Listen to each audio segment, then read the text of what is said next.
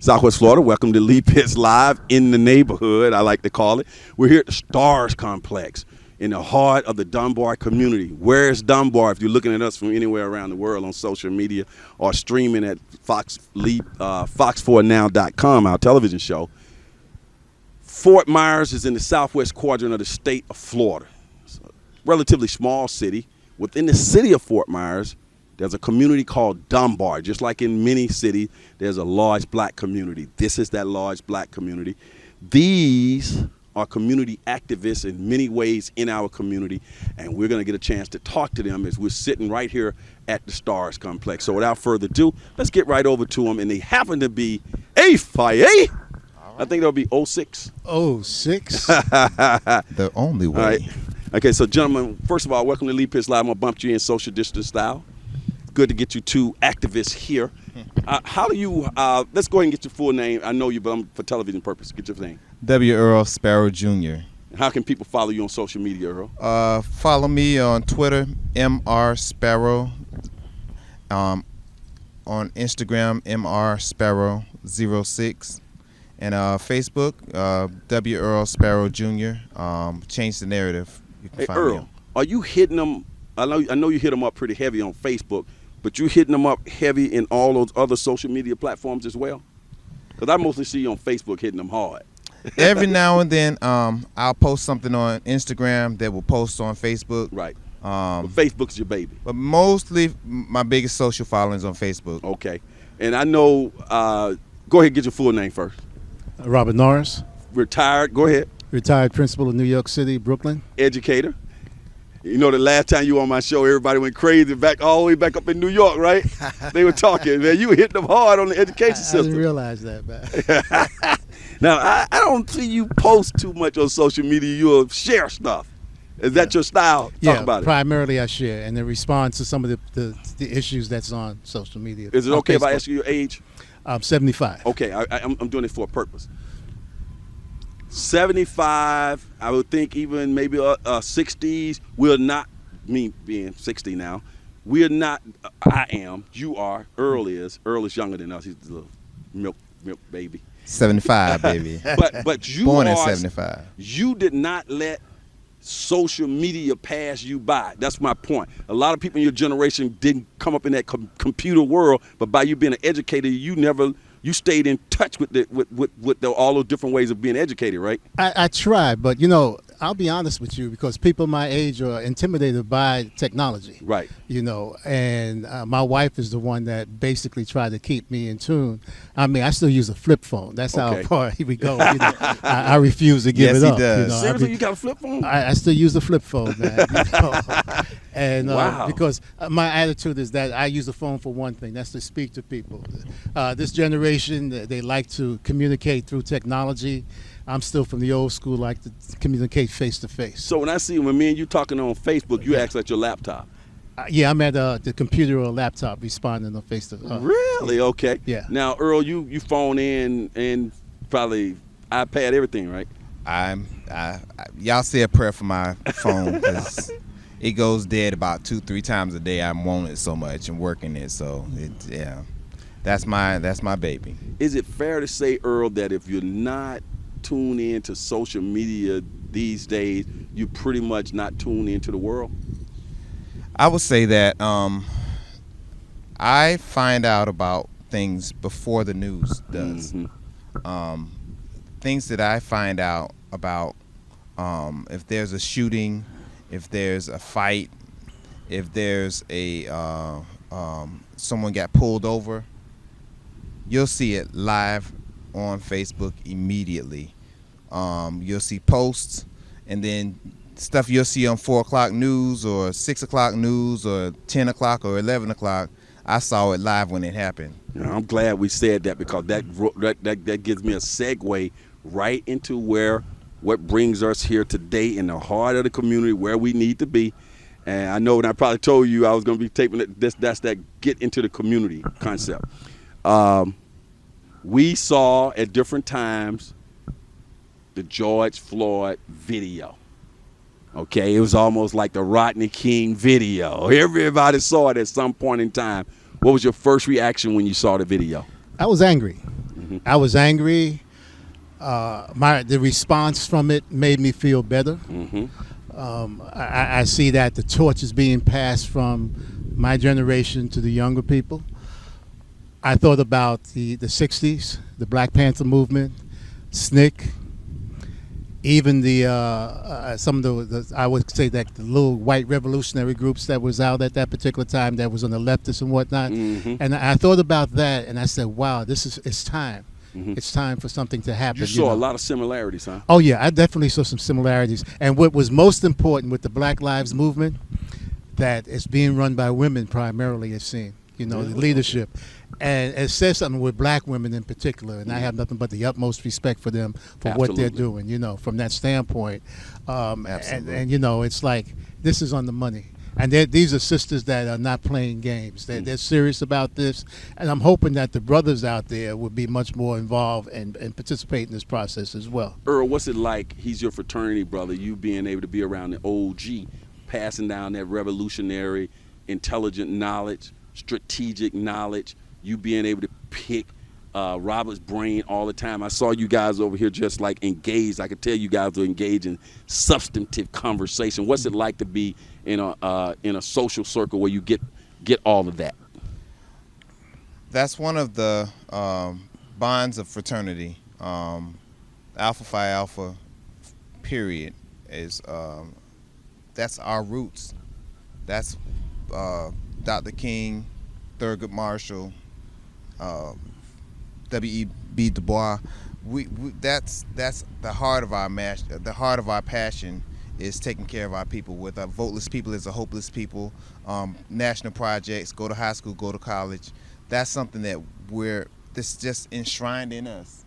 And whether we're active, whether we're going to frat meetings or not, the looking out for the best of our community is what drives us. And being able to pick on his brain, and Eugene Motley is another one of my fraternity brothers who passed away a few years ago. Mr. Motley is born in my hometown, St. Augustine, Florida. He told me stories about how when he was in grad school, they would jump on a bus or they would ride in a car and they would go to Birmingham or they would go to these towns in Georgia and protest because the young people had to work. And they would be arrested and whatever happens with bit by dogs and all that stuff. And then after that was over, they'll get bailed out and then they'll go back to school that next weekend. When Dr. King was getting arrested and being bailed out by the NAACP and Alpha and Kappas and Qs and Sigmas. Everybody, yeah, some Sigmas too. But we were the ones that bailed him out. We were the ones that was his legal representation when it came for his court cases and stuff like that. We were the ones that made sure he was taken care of, that got inside and outside of the city safe. There's a very famous picture of Dr. King where there's an Omega, there's which is Jesse Jackson. There's I think it was Ralph Bunch. Was Ralph Bunch as a Kappa. Sigma Man was up there and Dr. King. There was at the Lorraine Hotel before he died. Right. And everywhere you see, for me especially, when I get a chance to pick one of my elders' brains, because we love him, but he's not going to be around forever. And the stories that he has, if they live on with me, and I'll pass them on, and I'll talk about how this man right here and my other elders, held things down, and I have to do it to honor them. Let's talk about social activism, and to a certain degree, it brings us here today. We kind of nationalize it with George Floyd. We're going to localize it a little bit, a lot, on some things that are happening here locally. It seems like there's a whole new movement afoot here locally in Fort Myers in terms of speaking up, speaking out, and trying to make that change happen. What are some things that keep you up at night, Earl? What are those three top things in the agenda right now as it relates to social activism that we need to keep an eye on? The very first thing is mail-in ballots, making sure you're registered. And coronavirus is everywhere, and we're the whole world is shutting down to get this thing together. You've seen a bunch of voting poll sites shut down in Kentucky, a bunch of voting poll places in Georgia shut down. In the black community, that's where they're shutting down these poll places. Keep talking. Go ahead. Keep talking. But what we don't have, what we definitely don't have, is that luxury. Go ahead. Of how do I say it? Walking in and being out in 5 minutes like they do in the suburbs. So we can vote by mail in Florida. So mail in your ballot. If your signature's wrong, you still got time for them to send it back to you. Say your signature wrong, you signed it in the wrong place, you didn't sign it. You get more than one chance with your mail-in ballot. So we have to not waste the time and not vote. Mail your ballot in, because Republicans are gonna do everything in their power to keep us. We got from not two voting. African Americans on the ballot. Go ahead and promote them. We have Kurt Sheard, who's running for school board. In the 40-year history of there being a school board here, they've never elected a black man to the school board. They finally got a black woman, Gwen Gittens, 2 years ago. Kurt Sheard is running for, I think it's District 7. Okay. And then we have Jacqueline McMillan that's running for mayor. We've never had a city of Fort Myers mayor. They've never had a black mayor. In a minority majority city, they've never had a black mayor. It doesn't make sense to me. Now, do you have any political aspirations? I tell people this about Earl Sparrow running for your office. I said, I'm going to run, Brother Pitts, when my war chest is ready. Uh-huh.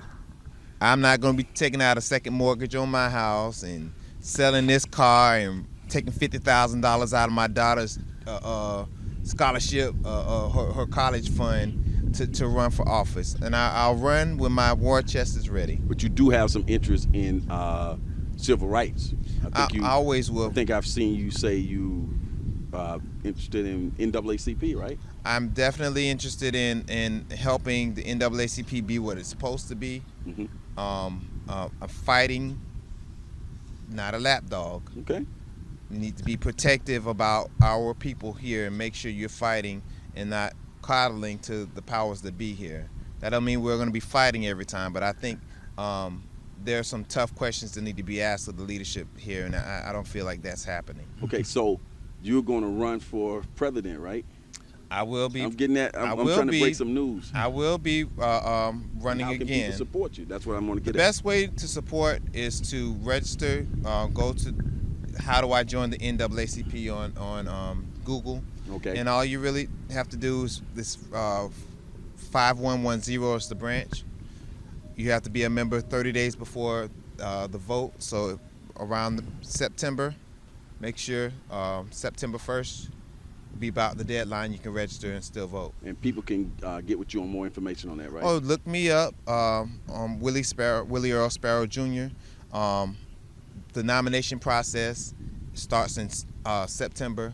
Mm-hmm. And I want as many people to voice their opinion as possible. Okay. And it's not about me being the leader. It's about the powers that be here to respect and to know I have a problem. I know the NAACP is going to help me. It's always strong. It's always good to have a strong NAACP in the community, the oldest civil rights organization in the world. Robert, mm-hmm. You are big on education, but you're also big on racism in general. You came down from New York area, came to Southwest Florida. Do we have a race problem here in Southwest Florida, particularly Fort Myers-Lee County? You have a race problem throughout this country, period. And everywhere. If you deny it, then there's something wrong there, and that issue has to be addressed. But in particular in Southwest Florida, of course you have it. Living here in Southwest Florida is the first time I lived in the South in my life. The first time I went south was the March on Washington, if you call that South. and it was a different thing, you know. And New York is no better. We call New York up south. Period. You know. And talking to Up Earl, south. yeah, never heard it that is. It is. It's up south because the same bigotry that you find down here, you find up there. Okay. Except in some cases, they'll smile in your face and stick a knife in your back. Right. You know. Now I'm thinking about number 45 right now versus George Wallace back in the '60s when Wallace was running for the presidency. You knew where he was coming from. He vowed to be segregation today, segregation yesterday, and segregation forever. 45. And you knew what you were doing. 45. And I'm from and- Alabama. 45 is from where? And New 45 York. is from Manhattan, from New Right. York, from Queens in reality. But the bottom line is that you have a situation where people think that this doesn't exist. You know, things have improved. Yeah, they may have improved financially, but I'm concerned about those who don't get the opportunities I had. Right. You see, people say, "Well, I got mine." Yeah, you got yours, but damn, you know, there's so many out there. You know, when I was a school teacher, the kids I focused upon the most were the little black boys and little black girls that nobody else want to be bothered Right. with. And you know, we're a color oriented society. So that little light skinned boy with the so-called good hair is gonna get the attention of the teacher more than the little black kid with the hair that's, you know, and so on the line. And Tell it, man. Preach. This is a reality. Right. So when I was a teacher, those are the kids I focused upon because no one else was going to focus upon them. And you know, that little girl that may be a little heavy set, and everybody else is looking at the other little girl down in the other classroom, how sweet she is. Well, you wonder why this little girl goes up and knock her down because no one's paying any attention to her, giving her a sense of value Right. that she's decent, you know. And you see this. I grew up in a system in New York where I can literally tell you the number of black teachers I had in my whole career. One in high school, a few in junior high school, and 2 in elementary school. I knew nothing about black schools, man. And you know, the only black schools I ever heard of, I think you may have heard me, was Howard and Fisk. I never heard of A&T or FAMU. Maybe I may have learned about FAMU because the Bob Hayes running. Okay, but they didn't teach us this. We weren't exposed. And in high school, I did have a black college counselor, you know, but she did not even talk about going to a HBCU, for example. Talk about the importance of that Robert just brought up, Earl. That knowing about it, your people, being educated about your people, the black experience and those types of things and how it shaped who you are today. Well, I can piggyback on what my frat brother just said. My high school guidance counselor, who's an AKA, went to FAMU. Okay. She did not talk to me about my scholarships or you have a good singing voice, you play the piano well, you're in the band. Let me tell you about the baddest band in the world, Marching 100. I'm pretty sure she didn't talk to me about any of that. Lee Pitts, but I have a GED. I don't even have a college prep diploma. Really? Because my counselor did not talk to me. She never sat down with me and said, "You are college material." I think I heard and you I say think that you're on your post. You're when one you of were those. driving today. Right. You're I one thought of you those just kidding people. around. No, you're kind of getting along to get along. But But you get ready to get your doctorate. I'm a doctoral student right now. Mhm. But I graduated with 29 credits from high school. I never failed a class. I see. But my counselor didn't talk to me about any of that. So I almost went into the Marines. I was going to go into the Marines. I wasn't going to stay in St. Augustine. But like you talking about, I had a black guidance counselor. And my black guidance counselor almost let me fall through the cracks. The only reason why we're having this conversation right now is because this man gave me an opportunity to say, you know what, you got some talent. I'm going to take you up to FAMU to do an audition. The only college that I applied to was FAMU. I didn't even apply anywhere else. But if he didn't see and say, Earl, I know you can get a scholarship at FAMU. If I got one, I know you can get one. He took me up there, and the rest is history. That's what you're talking about, Robert, that identifying people and giving them that extra. Exactly. And, you know, because one of the models in the fraternity itself, particularly as a pledge, and as a sphinxman, as we call them, was I am my brother's keeper. I got you. Period. The chain is no stronger than its weakest link. I see. And it's important for us to be able to work together and to bring each other along, because if we don't do it for ourselves, who the hell will? Let's I got a couple of things I want to make sure I hit on with you guys. Like when I'm doing this interview, things are popping in my head. You notice I don't have any notes ever when you Right. see me doing an interview. It's art. It's an art to it. It looks easy, but it's an art. And Yeah, I got to exactly. get this in because not every day I get to talk to distinguished guys like you guys. The unique thing about us three, none of us are from here. Okay? Let's start with that jump off point. Yeah. However, we have a unique tie to the fabric of the black community no matter where we go. Right? Right. Yes. It's just a natural, you just naturally, boom, get in it and get to working in it. Now let me put this in the form of a question. Why is it that African Americans, no matter where we go in society, we still feel like this is home based on our work in that area, and we identify our community and we get involved in our community, especially people who are conscious like that? And that's one question. And how has that been received locally by you not being a local person? Go with you, Earl. I'll say what pushes us, it's almost like we have no choice. Okay. It's almost like we have no choice because I've been the only black person in the room. You've been the only black person in some rooms, and I know you've been the only black person in some rooms. So as soon as we see somebody that's of color, sometimes we're disappointed because some of us like to be the only black person in the room. Let's go with that. I'm not gonna say some names, but there's somebody. Yeah, I ain't gonna say that. There are some that love to be praised by white people and stroked by white people. You're not like those other black people. And they think that's a compliment. It drives me crazy. But Malcolm X we got pushed. We look for. My job is to replicate myself. I'm a musician, and so I have 2 or 3 people that I have poured in to, and I've been that black role model, that music teacher I wish I had when I was little. Okay.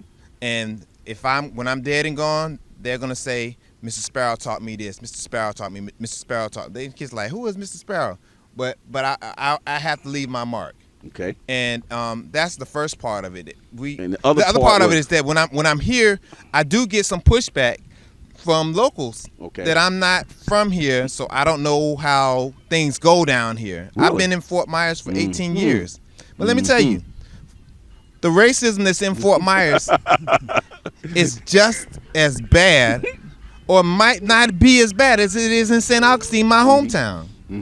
This is not Fort Myers has a distinct only brand of racism that we go through. Because of what I went through in St. Augustine, that helps me to help the people here in Fort Myers. Now, when you say you get that pushback that you're not from here, that's from black people? That's from black people. Expound on that and how you receive it and what's your response I can to give that. you stories. just how you receive it and how you respond. I can give you stories and I would never think that you guys would be doing that with Willie Earl's Sparrow. I can give you some stories. For the most part, people wouldn't even know that you are not from here unless you tell them. I mean, just how involved you guys are in the community.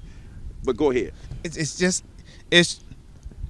That hurts us, doesn't it? It hurts us. Right. I'll give you an example. I have my degrees in music from Florida A&M University and from the University of Florida. When I got down here, where people would have concerts and I would not be invited, I'll be like, I don't have to be playing in your concert. I don't have to be the musician or the director or nothing like that. Let me know when you have stuff. I'll go and I'll support you. But like, I'll sit there and I'll listen to it and the music don't be right, and I'll be like, you know what, I would have played for this concert for free. Okay. And I'll see people get married and I'll be like, the You music have a won't be music good. degree? And I have That's two. pretty deep, man. And I would say, music, that's deep. I would have played this wedding for free because they're nice people. Right. You know, but people miss it. I'm not pushing myself on people that you picking on me, nobody like me or nothing like that. But when people ask me to help them and I say sure, they act shocked. Like you could have been asking me I've been here for 18 years. I could have been doing this 18 years with you. I got you. How about you, Robert? The whole it was a two-pronged question. Why do we gravitate to our community? I know the answer to it, but I want to hear from you. And the fact that, are you accepted? You know, you got your New York accent and everything. It's a certain New York attitude. My language could be colorful at times. Right. And sometimes people have a difficult time dealing with that. Because there's a lot of, over the years, because I've been here about 30 years or so, a little longer than you guys, It's a lot more intelligentsia, people from different parts of the country. 30 years ago, it wasn't as many like y'all see now. Right. But, and I know it's not a lot in grand scheme of things, but telling you, it was really sleepy. So we got a lot of people who have migrated here, and it's becoming more and more people. And I think the university has something to do with that as well, and just the education system around here and the growth. But I moved here 19 years ago. Okay. You know, and one of the first times I volunteered was with the Quality Life Center with Brother Muhammad, and I was doing some tutoring. Mm-hmm. And the attitude was, it was like paying it forward, because as far as I was concerned, I was blessed. You know, I was raised in a household with 8 children, being the oldest, and my mother had to raise 8 of us by herself in the projects, same way you were raised in the projects and so on in the South Bronx. And, you know, and there were things that I think about my friends we grew up with and so on, and some are still with us and some have been long gone. Some didn't have the opportunities I had, and I keep saying opportunities because somewhere along the line, certain things just happen. Right. You know, I put myself in a situation, but they just happened. I'll never forget, as cold as I am about certain things, there was a little white guy I knew growing up in high school, and I remember one day I was going for a job. And he said, well, look, if you can't find that job, they're looking for somebody where I'm working at, you know. So I tried to get the other job. Nothing came through. So the next day I came into school with a blazer on, the suit, tie and whatnot. And I said, Larry, you know, they started looking for something. He said, yeah. So I went down with him that day. Okay. And got the job. It was an office boy, they call us, and work in the mailroom and stuff like that. Mm-hmm. And I was getting paid a decent salary. And if I made $60 a week, I was putting $55 a week for college, because I knew nothing about scholarships or anything, man. You know. So when I went away to school, I had the money, but you know, when I went to school in Indiana, it was costing me $1,200 a year, room, board, tuition, for out-of-state student. You know, that's unheard of today. No way. Unheard of. But the bottom line is, full you know, courses.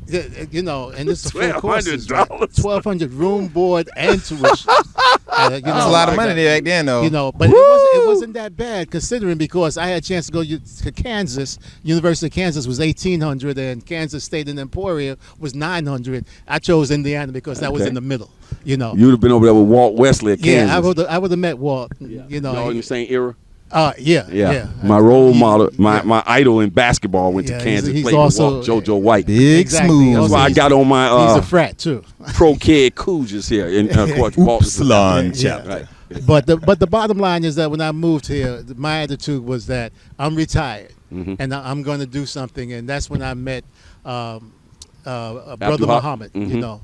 And he talked about what he was doing here, and I said, you know, I don't mind, you know, I can volunteer sometime 2 or 3 days. Touch black kids, right? Oh yeah, that's automatic. You go seeking that. You go seeking it too, like a heat-seeking missile, don't you, Earl? Yeah. You know, and because even with I'm also a member of the 100 Black Men. Right. And then our piece deals primarily with working with the young black men, mentoring and tutoring and things like this nature. Because when you grow up without a father, and you're the oldest one, you have to make a path for the others behind you. And that path that you make, you're going to make mistakes, period. And my mother was one that she stayed on us, period. You know, she stayed on me and told me what I was supposed to do, and that was all to it. And I tried to bring that type of value to the younger people I deal with, you know.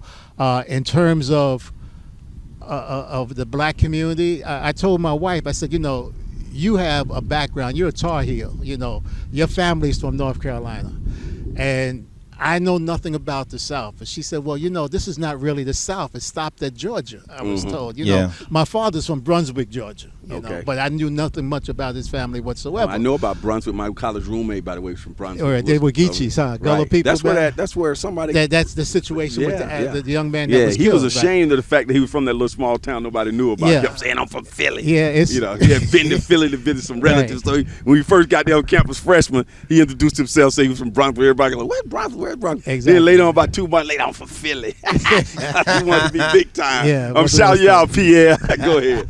But the bottom line is that if this was a new experience for me, and I thought that within small communities, black communities, that people would gravitate to each other. Right. And I didn't see that as much as I thought I would, you know. And I lived in New York, Boston, Cleveland. Boston being the most racist city I ever lived in. Yeah, I heard that. You know, I mean, it was. That's true. Oh, I worked in Boston, the public school system, when they were in the process of desegregating. I was assistant director of school safety, and my responsibility was to help develop the safety program. And this was in 1977 when they were in that midst. And let me tell you, man, it was to see the hatred in the eyes of a 12 or 13-year-old. It was something that was different. You know, you fight somebody because you don't like them, but to hate somebody just because of what they look like, I was exposed to that. Horrible. You know, that was, and these were young kids. That they learned, they picked it up from the adults. So when people talk to me about Boston, I understand what Bill Russell had to go through and some of these other athletes who lived there and never want to go back. You know, because it was going on. And Boston hasn't changed that much as far as I'm concerned at all. Did you ever pass up on opportunities or jobs or anything like that because you thought that you would have to compromise on your ideology and how you felt as a black man? So you decided, hey, I'll forego that. I'm going to stay right here where I'm more important, more needed, make more impact? No, I never have. And my attitude primarily was that if this is a job I want, I'm going after it. And you see what you get, and that's all to it. And if I see something I don't like, I'm talking about it. Right. It's the same thing in terms of when we talk about the police department. And they said they're good cops. I said, yeah, they're good cops, but why the hell are they allowing the bad cops to give them a bad name? You see? And that's the same thing in education. I had some teachers that I would knock the hell out of because, and as a principal and as assistant principal, because of how they treated the children. And I made it clear, you don't do this in your own neighborhood, so you don't do it here. You see? And I will go after you. And as a principal, there were things I did that today I could have been fired for, but I believed in certain things. I can tell. Now, speaking of police, Earl, both of y'all in this case, we sat there and we started off talking about George Floyd.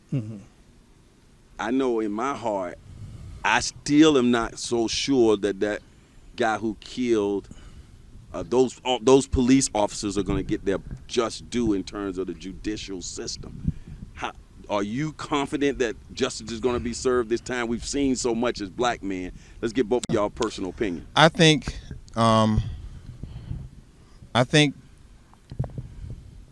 if we did not burn it down, let me say, the people in Minneapolis, they kind of turned up a little bit when Philando Castile got killed, but they didn't go as far as they did with George Floyd, because they tore that city up because of George Floyd.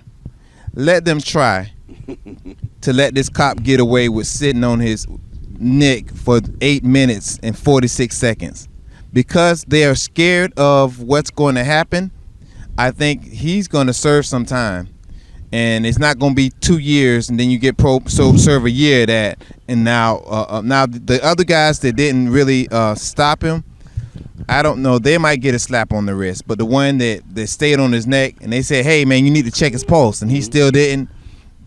That sheriff, I don't like to say their names. I don't like to give them I don't like to even mention their names. Okay. But the cop that stayed on his neck, he knew what he was doing was wrong. You know, unbelievable. And but he seems so comfortable doing but see, this is the piece it's too. so because, comfortable. See, I don't believe. I do this every day. See, I don't believe in the just us system, Okay. as called justice at all, because I know that cop, he's going to get away with it.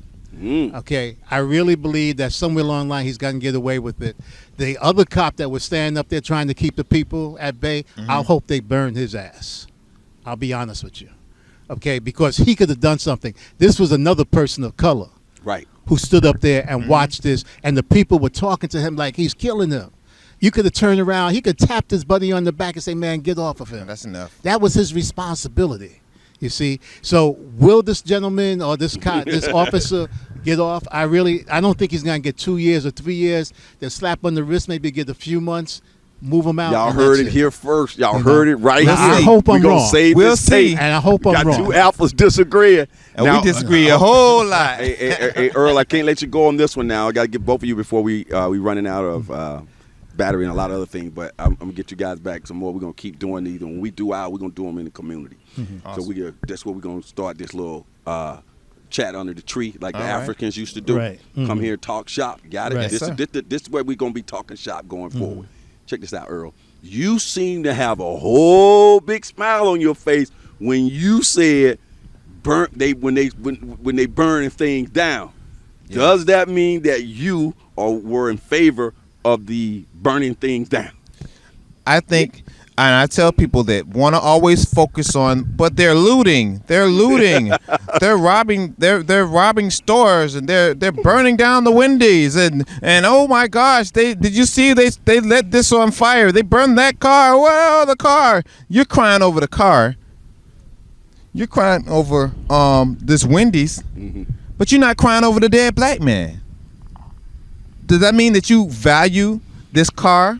You value Wendy's? You value this store that are insured?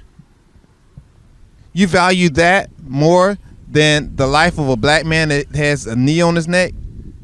And the truth of the matter is, so let me get you on record, though. Let me get you there. I'm gonna get there right now. Okay. I'm gonna go straight there. You know what I'm talking about. There's one reason that they went ahead and arrested that man. It's because all hell broke loose. There's one reason that they're putting body cameras on people right now, and they have got rid of no-knock warrants and stuff like that. They're getting rid of those things like they did with Breonna Taylor, because all hell broke loose. And it's a shame that it took that. But if we would have did, we shall overcome. We're just gonna wait and let the system work. They would keep doing that. Okay. I think they finally said, you know what? They're scared we're going to snap. And if we were as violent as they think we would have burned this whole country down a long time ago. And we do know that there were some people who were looting and doing all those things too that weren't even a part of the crew. We're not part. But it still all was lumped together. So we can have 100 peaceful rallies and one where it gets a little out of hand. But see, what will go viral? The 99 peaceful rallies? No. The one that got out of hand. But they wanted to talk about this all the time. It's just a few bad apples. Well, guess what? Our side has a few bad apples too. Why you want to paint Black Lives Matter on all of us with the actions of a few bad apples? You don't paint the cops with all the cops are good. We just got a few bad apples, and that's what I tell them. That's what I want you to start telling people. But yeah, we have a few bad apples too. You like a few bad apples. The situation in Atlanta with Wendy's, that was a white girl that started the fire. Number one. Yes, that was shown. All right, and the situation even in Minneapolis, if I'm not mistaken, was a white guy that tried to torch the police station itself. There's certain other elements out there that's taking advantage of this situation. All right, I believe, and because these elements are out there that may not be part of Black Lives Matter, I think that we get a bad rep about that. But at the same time, sometimes you have to do things to wake people up, as you would say, you know. And back in the 60s, it was the same thing, you know.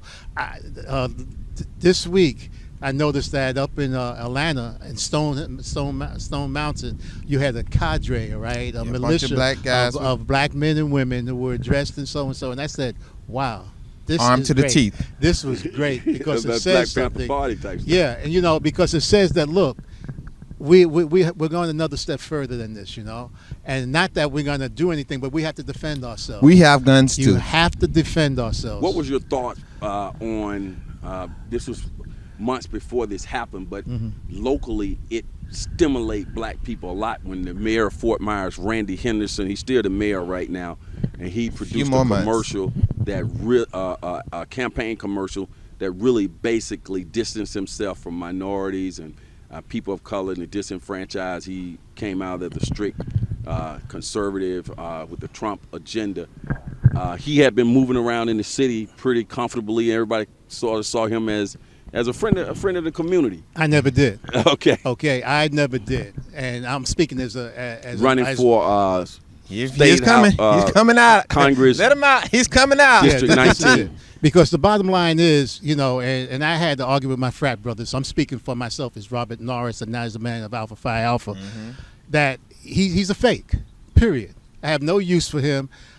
Many times when we had affairs at the Black and Gold Ball, breakfast, things like that, and they show up, there's MLK certain breakfast. things that they say that could be slightly derogatory. They think that they're being nice about it. I don't like it. I don't trust them.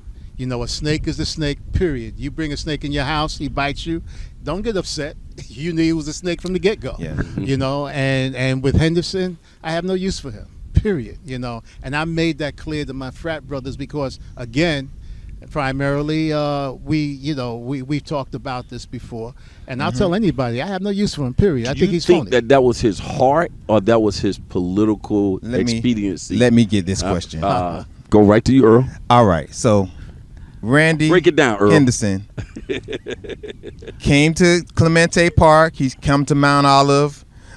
He's come to our Alpha Balls. Quality Life Center, everywhere. He's just taking pictures with my daughter. Took a picture with him at the Christmas thing they had down there, and she was all spellbound. Like, is he the president? I have a picture of mine. She was maybe like 4 or 5 years old, and she was just so impressed with him. And for him to say, you need to respect President Trump, and I've been fake, and I've put up with it for all this time, and now you X, Y, and Z. That hit me hard because I believed him. I gave him a chance. Mm-hmm. I took that to heart. Like, you've been in my church. You've been in my church pulpit. Take the key back from your hand. 3 or 4. It was maybe 3 weeks before he did all of that. He was in Mount Olive's pulpit, and he gave a decree to our church for being the oldest African American church in Fort Myers Under the leadership of Pastor Givens. Under leadership. And then 3 weeks later, he's saying, y'all need to respect Trump, and I put up with you guys for so long. And that's really what he was saying. Well, I put up with y'all black people for so long, and now I'm tired of it. He bamboozled you. That's the bottom. It's good. Hey, Robert said he saw it all the time. He never believed it in the first place. No. You sound like he had you hook, line, and sinker. He Earl. did. He made me feel like he was one of the exceptions. Kind of Bill Clinton-ish. But I knew. And I even know. Clinton. But here's where integrity is. Integrity says, if I'm going to be me, if I have to be this super Trump person to win, then I'm not going to win. Mm-hmm. I'm not going to go whatever way the wind blows. Mm-hmm. He has to win. He's in a competition with other Republicans that are bending over backwards to get Trump to endorse him. He said, if I'm going to have to win, I'm going to need Trump to endorse me. So let me do everything Trump would want me to do. And I don't care if I'm a mayor of a majority minority city. I'm going to do what it takes to move on. And he won, I think he won 70% of Ward 2. Mm. When Kurt Shear was running against him. That's a black ward, people. A black ward. He won. Those black people gave him another chance and elected him Against an 3 African-American. times. They believed in him. And how did he reward those voters? Go with one of the most racist people of my generation to say whatever he wants to say. All he does is insult black people. Don Lemon, Maxine Waters, LeBron James, Bubba Wallace now. You're talking about Trump, right? Trump. Number 45. Yeah. I spell it little T, capital RUMP. Let's hit the national presidential election before we wrap this up. If I'm not mistaken, you were a Bernie guy at first? I voted for Bernie in 2016 for the primary because Hillary Clinton would not budge on legalized marijuana. She would not budge on closing private prisons and things that she could have gone. She decided to kind of court these Republicans, these moderate Republicans. That's a myth. There's no such thing as a moderate Republican. There's no such thing as a swing voter. Boy, I'm not even gonna. But Earl talking this. those moderates, they were politics, chased. go They were way chased after these Republicans and they will leave those people that are on the left. They won't shore their base up. Independents, you got to win independents to win. But so I voted for him. But then in 16, I held my nose and I voted for Hillary. And this time I'm gonna hold my nose and vote for Biden because as bad as Biden is, and he does have problems, it's